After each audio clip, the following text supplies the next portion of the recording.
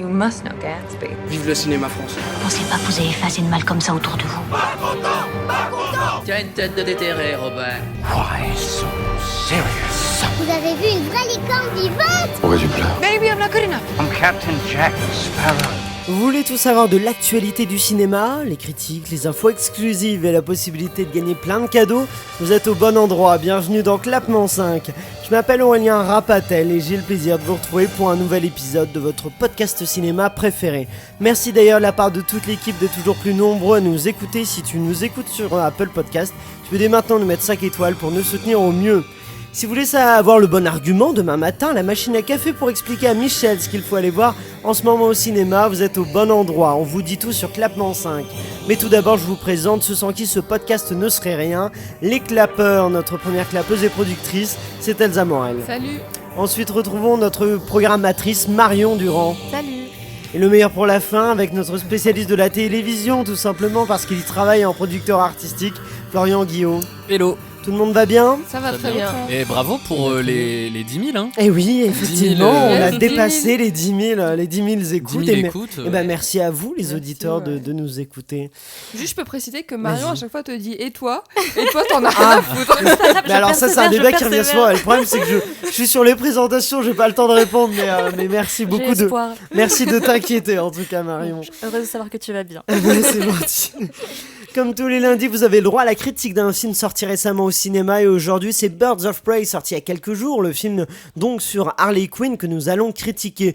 Le film raconte donc l'histoire d'Harley Quinn et son alliance avec d'autres super-héroïnes dans une histoire approximative, on en reparle dans un instant.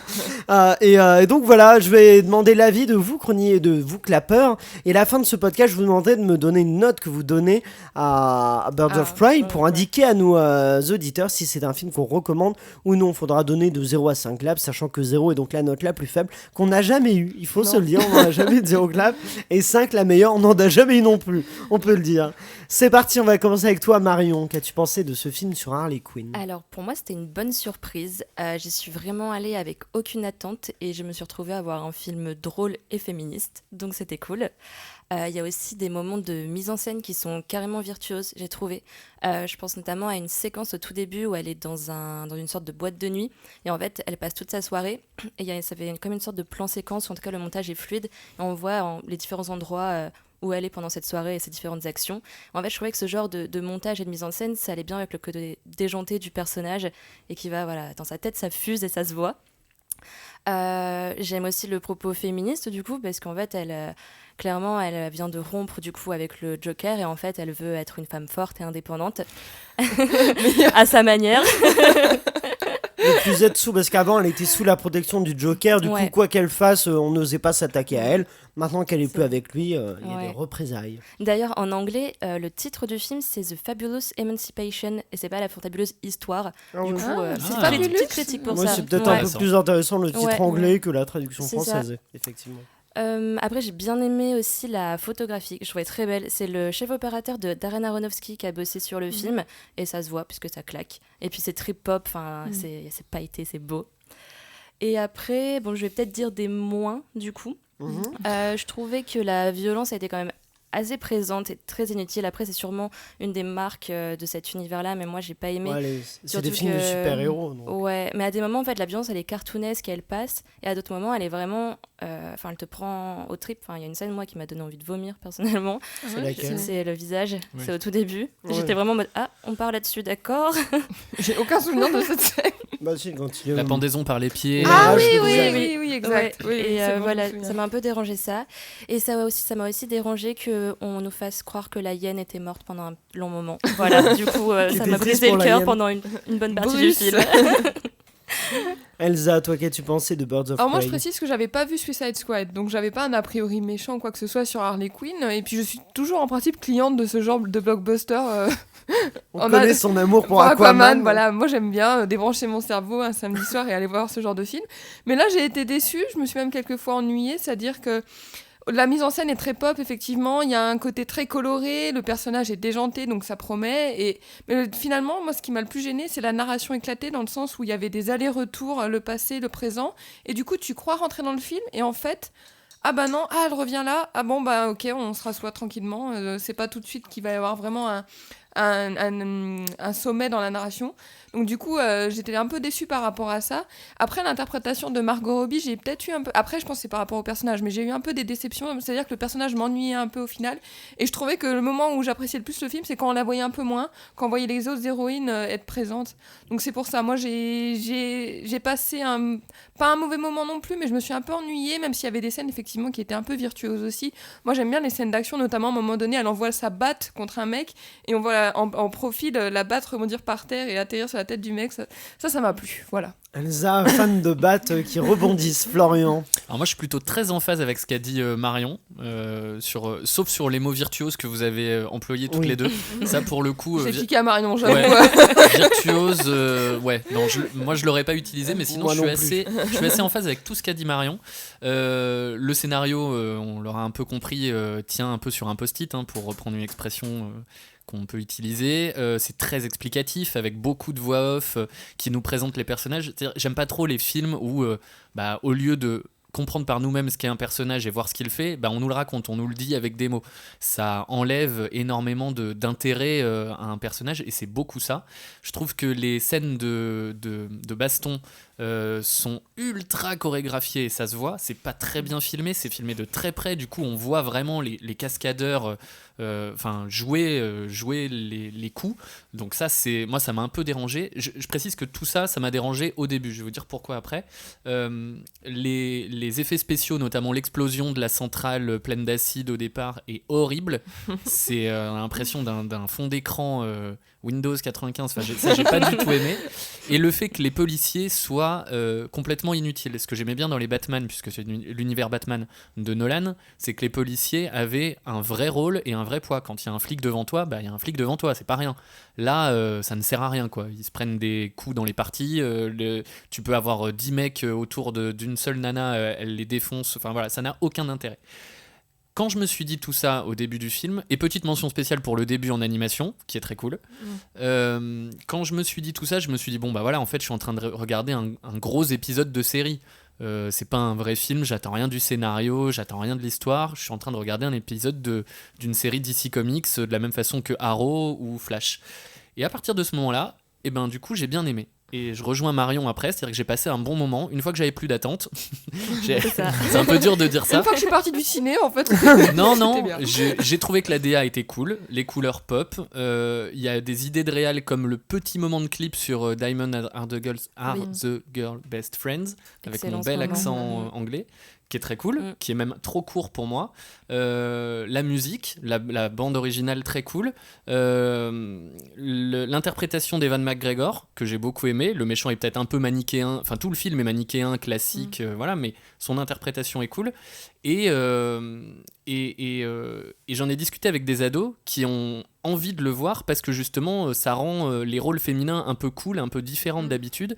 Et j'ai trouvé que c'était un meilleur film féministe. Enfin, c'était une meilleure cause pour le féminisme que la fin d'Endgame, par exemple, avec toutes les héroïnes en même temps dégueulasses qui arrivent sans... J'ai pas aimé ce moment, alors que je trouve que dans Birds of Prey, c'est mieux fait. Moi, je vais vous rejoindre sur l'idée que c'est un bon divertissement et surtout que c'est effectivement très agréable de voir un film de super-héroïnes et du coup de voir des femmes pouvoir aussi se battre, et pas être reléguées à des rôles secondaires, à des personnages un peu objets et inintéressants. Et là, elles sont très bien. C'est ce qui m'a plu dans ce film. Précisons que c'est réalisé par une réalisatrice aussi, Cathy Yan. Et donc voilà, il y a plein de qualités à ce film, mais ça fait du bien de voir des films comme ça. Après, il y a aussi plein de défauts. Je trouve que c'est un film qui raconte, effectivement, qui ne raconte rien, qui n'a pas d'histoire, en fait, qui est vraiment un film prétexte pour mettre des super-héroïnes, pour avoir Harley Quinn, tout ça. Mais le scénario est absolument absent. Il y a une vague quête d'un diamant, mais bon, même elles-mêmes, au bout d'un moment, elles abandonnent un peu en disant, bon, le diamant, c'est pas si important que ça, finalement. C'est un peu gênant de voir un film sans histoire, quand même, avec une histoire quasiment absente. Donc ça m'a posé poser problème. Ce qui m'a embêté aussi, c'est je trouve que la réalisation est pas si réussie que ça. Effectivement, il y a cette narration éclatée déjà d'Harley Quinn qui a dit ah oui attendez je vous ai pas raconté ça tout ça. L'idée est bonne parce que ça va avec la personnalité d'Harley Quinn, sauf qu'en fait ça dans le procédé ça fonctionne pas parce que ça arrête pas de nous déconnecter, déjà qu'il y a pas d'histoire, alors en plus on voit des bouts de trucs comme ça, c'est très brouillon comme narration, et du coup à l'image ça c'est pas très bien retranscrit, on s'ennuie. Moi à un moment j'ai quasiment failli m'endormir alors que c'est un film d'action, mais je trouve qu'il y a des séquences de combat interminables, hein. C'est pas très bien mis en scène et ça n'en termine plus, je trouve que en fait ce qui fonctionne dans le film c'est plutôt la seconde partie où du coup Harley Quinn est avec les autres super héroïnes, où là du coup il se passe un peu quelque chose, mais alors le début du film Harley Quinn toute seule et après on voit un peu les autres comme ça, on comprend pas trop qui elles sont tout ça, mais ça représente 2/3 du film, donc 2/3 du film sont vraiment pas très intéressant, voire ennuyeux, on peut le dire. Je trouve qu'effectivement, vous dites que les musiques sont réussies, mais ça, c'est vraiment ce que tous les films d'action font. Ils mettent des musiques bien populaires pour plaire. Ça, il n'y a aucune originalité là-dedans. Les Gardiens de la Galaxie, tout ça, c'est vraiment le poncif actuel. C'est de mettre des musiques bien Fast and Furious, des musiques très commerciales, pour être sûr d'avoir l'attention du spectateur sur le néant du film. Et donc, j'y vais fort. Hein. Grave. Mais donc voilà, je trouve que après niveau interprétation elles sont bien, les actrices c'est plutôt bien interprété, c'est intéressant, mais après aussi un des défauts qu'on peut dire, parce que c'est un film féministe, oui, mais après les super-héroïnes, est-ce qu'elles sont pas toutes très belles? On peut le dire que il y a quand même c'est quand même de très belles femmes, il y a pas on représente pas toutes les femmes telles qu'elles sont toutes fines, on les voit leurs costumes mettent bien en valeur leur forme, c'est pas un film oui Florian. Là je suis pas d'accord avec toi parce que justement Renée Montoya, la flic, c'est une actrice qui est un petit peu âgée déjà. Alors oui elles sont fines, oui elles sont gaulées, oui il y a pas de problème. Mais Renée Montoya dans les comics par exemple, elle n'a pas cet âge-là. Et elle est plus jeune. Elle est plus jeune. Plus jeune. C'est une jeune flic. Ça suit pas forcément le personnage. Et j'ai trouvé ça au contraire. Moi, je me suis fait la réflexion. Cool qu'on nous montre une actrice justement un petit peu plus âgée. C'est la seule. Hein. Oui, d'accord que. Oui, mais bon, c'est déjà. Il faut commencer quelque part. Je pense que y a ce prétexte-là, dire que c'est un film féministe, sauf que c'est un film aussi qui donc sur son casting a que des actrices belles et qui donc mise un peu sur le fait de rincer l'œil des spectateurs masculins qui donc. Faut qu'on ait envie d'être elle, quoi. Moi, je pense qu'on peut avoir envie d'être une super héroïne sans qu'elle soit vraiment dans les canons de beauté.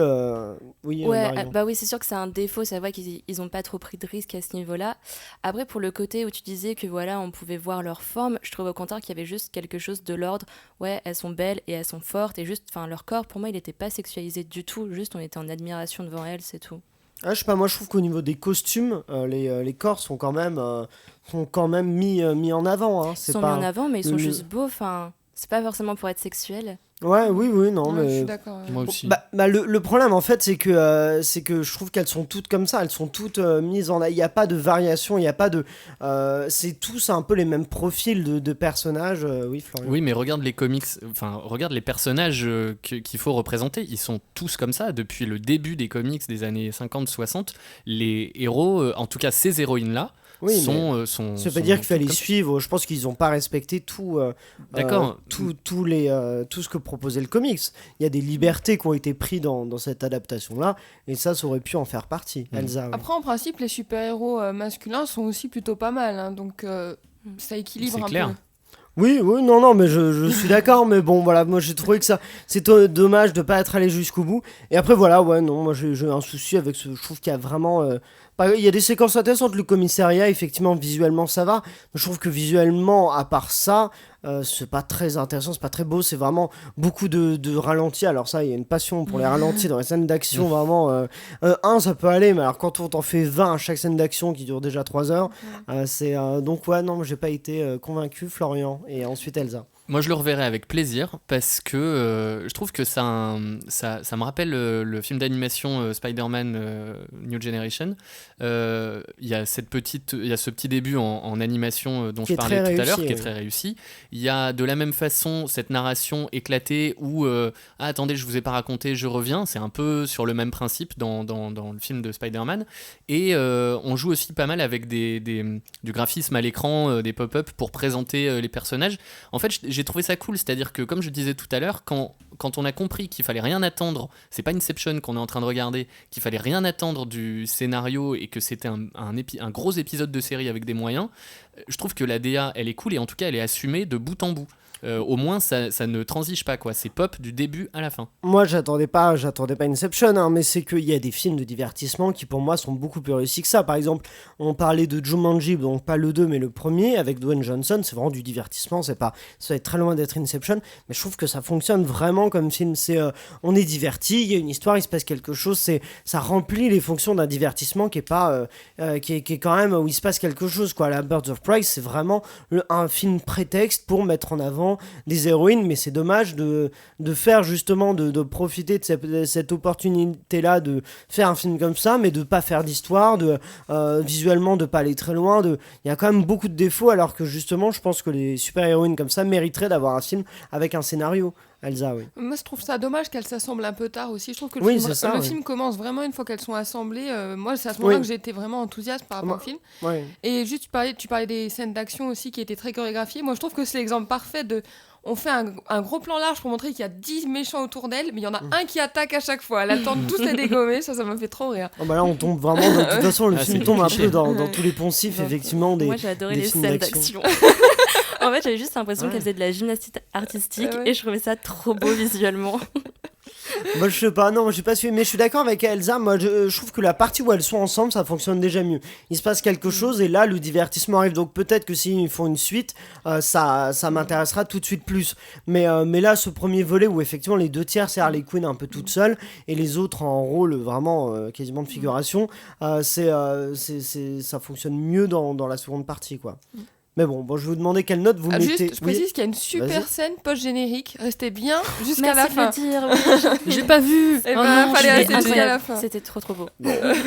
Ça donne trop envie. Dégoûté. Vous avez manqué. En vrai, les gens vont détester Elsa parce qu'ils risquent d'être très déçus quand même. Hein. Non, moi j'ai adoré. Franchement, on apprend plein de trucs et tout.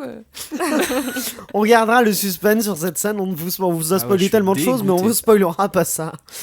Donc, quelle note mettez-vous à Birds of Prey? On va commencer avec toi, Marion. Pour moi, ce sera 3. 3, Florian. Moi, je vais t'embêter parce que je comptais mettre 3, mais en fait, je vais mettre 3,5. Parce que je trouve vraiment que pour les ados, c'est. Ça, je te laisse le temps de recalculer la note globale, la moyenne. Exactement. Je trouve vraiment que pour les ados, les pré-ados, c'est cool de voir des personnages de super-héroïnes un peu badass et un peu différents. Donc, je trouve ça cool. Très bien, Elsa, toi. Moi, je vais t'embêter, je vais mettre. Non, je vais rester sur mon 2,5 que je voulais mettre. 2,5, moi je vais mettre un 2, qui doit être la note la plus dure que j'ai mis jusqu'à. En vrai, ça va, 2, c'est juste pour dire que c'est assez moyen, mais c'est bon. Un tout petit peu en dessous de la moyenne, ça va. Oui, c'est ça, mais bon, 3,5 quand même, quand il n'y a pas de scénario, je trouve que c'est un peu généreux. Quinn, le scénario, c'est pas le diamant, c'est Harley Oui, Quinn. c'est ça en fait, c'est vraiment plus ça. C'est vrai que si on aime vraiment le personnage et qu'on veut vraiment se débrancher le cerveau, on peut apprécier le film.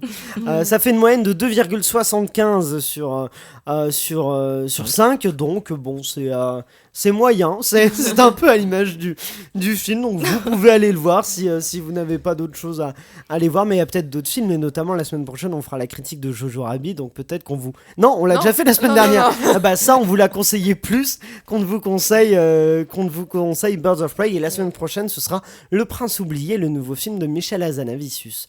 Mais vous, chez vous, n'hésitez pas à nous dire quelle note vous mettez à Birds of Prey, ou si vous voulez aller le voir tout simplement, vous pouvez le faire sur Facebook, Instagram ou Twitter avec le @clap5. C'est la fin de cet épisode, merci à vous tous de l'avoir suivi, merci à tous nos clappeurs, merci aussi à Ciné7, nos partenaires OCD Univers Ciné et la Cinémathèque française. N'oubliez pas de liker le podcast et de le partager au maximum, et si vous nous écoutez sur Apple Podcast, vous pouvez dès maintenant nous mettre 5 étoiles pour nous soutenir au mieux. On se retrouve donc mercredi avec un débat autour des films nommés au César 2020. Nous aborderons notamment la polémique sur les nominations multiples pour le dernier film de Roman Polanski, J'accuse. Et ce sera en compagnie toujours de notre invité Omar Mebrouk. André, rendez-vous donc mercredi sur Clapement 5 et d'ici là, au cinéma.